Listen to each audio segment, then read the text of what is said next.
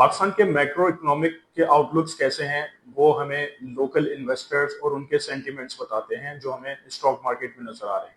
लेकिन पाकिस्तान की इकोनॉमी किस तरफ जाती है और क्या टूल्स होते हैं जो इकोनॉमी को गेज करते हैं, खास तौर पर हमारे जो ओवरसीज इन्वेस्टर्स हैं उनके क्या कंसर्न्स हैं जब वो इन्वेस्टमेंट करना चाहते हैं हमारी इकोनॉमी में।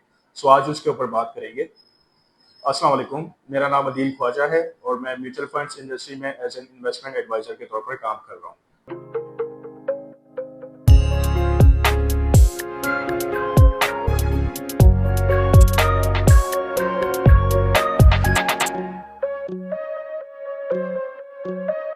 जब भी स्टॉक मार्केट के रिटर्न्स की बात करें तो वो हमेशा एक लीडिंग इंडिकेटर होता है टुवर्ड्स अ स्ट्रॉन्ग इकोनॉमी।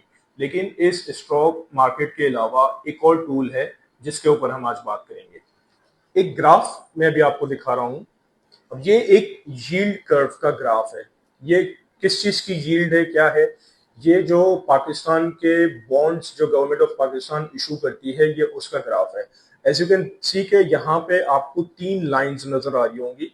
मैं सबसे पहले वन बाय वन आपको दिखा देता हूँ। यहाँ पे ये जो पहला ग्राफ आप देख रहे हैं ये लास्ट ईयर का ग्राफ है, जिस वक्त हमारे इंटरेस्ट रेट हाई पर थे और फिर देन ड्रॉप डाउन टू 11%। सो ये ग्राफ आपका कहलाएगा इन्वर्टेड यील्ड कर्व ग्राफ। इस downward slope of the graph shows के आपकी economy is weakening day by day. ठीक है, लेकिन अगर हम 6 महीने के ग्राफ के ऊपर आते हैं कि जब हमारा रिटर्न नीचे आ चुका था, here you can see it's a straight and flat line. इसका मतलब ये होता है कि आपके इन्वेस्टर्स में या आपकी जो पब्लिक है उनके अंदर जो कॉन्फिडेंस है फॉर द इकोनॉमी वो थोड़ी सी अनसर्टेनिटी का शिकार होती है। यानी पीपल डोंट नो कि आपके आगे आने वाले टाइम में आपके इंटरेस्ट रेट ऊपर जाएंगे या नीचे आएंगे।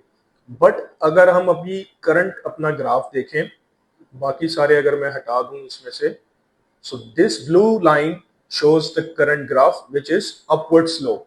अब इस ग्राफ का मतलब ये होता है कि ये आपको इंडिकेट करता है कि right now at the moment people are willing to invest in long term tenure bonds, क्योंकि आपकी जो शॉर्ट टर्म यील्ड्स हैं वो लॉन्ग टर्म यील्ड्स के मुकाबले में काफी कम होती हैं। तो this upward slope of the graph signals कि आपकी जो इकोनॉमी है वो बहुत ज्यादा बुलिश है।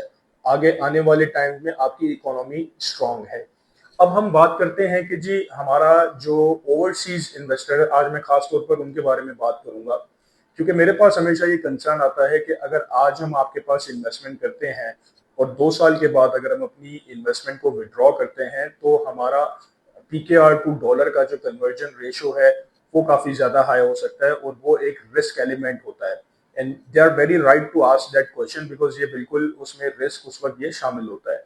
बट अगर हम इस इकोनॉमी की प्रिडिक्शन के ऊपर बात करें और करंट जो हमारी एक्सपोर्ट्स है, इनफैक्ट जो करंट हमारा करेंसी का जो रेट है that is already very high. क्योंकि अगर हम अपने फॉरेन रिजर्व्स की बात करें तो कुछ टाइम पहले हमारे रिजर्व्स जो थे तकरीबन 11 से 12 बिलियन डॉलर्स के आसपास थे।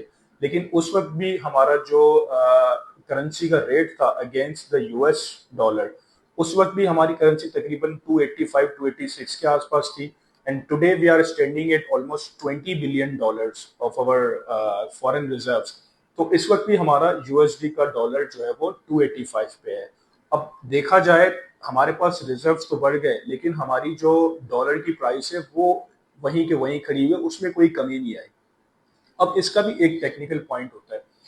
हमारी करेंसी को महंगा इसलिए रखा गया है, अगर तो ये इंटेंशनल मूव है तो ये बड़ा स्मार्टली मूव है।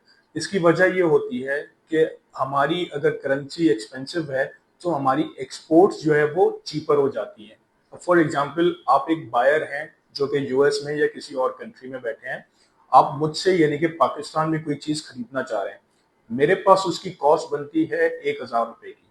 अगर वो चीज मैं आपको वहां बेचता हूँ यूएस के अंदर, सो आप मुझे, अगर मेरा प्राइस 250 का है अगेंस्ट डॉलर, सो आप मुझे $4 पे करेंगे फॉर दैट आइटम।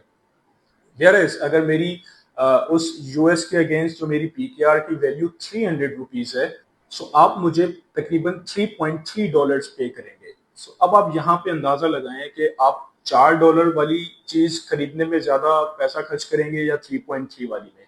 सो ये एक कॉन्सेप्ट होता है कि अगर हमने अपनी करेंसी को हाई वैल्यू पे रखा हुआ है या अपनी करेंसी को यूएसडी के अगेंस्ट हमने वीक रखा हुआ है, सो ये एक सबसे बड़ा स्टांस होता है। इससे आपकी एक्सपोर्ट्स चीप हो जाती हैं और आपकी इंपोर्ट्स जो है वो महंगी हो जाती हैं। सो आई थिंक ये जो आने वाले 2 साल हैं वो पाकिस्तान की इकोनॉमी के लिए काफी ज्यादा बुलिश हैं, and this is a high time that you should invest in Pakistan, specifically in Pakistan's stock market.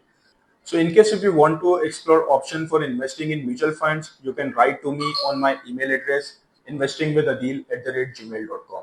और इसके अलावा अगर आपको ये पता करना है कि हमारे इंडेक्स ने हाई डिविडेंड यील्ड्स को कैसे आउट परफॉर्म किया, so you can watch my video जो कि मैंने अपनी लास्ट चैनल पे अपलोड की है।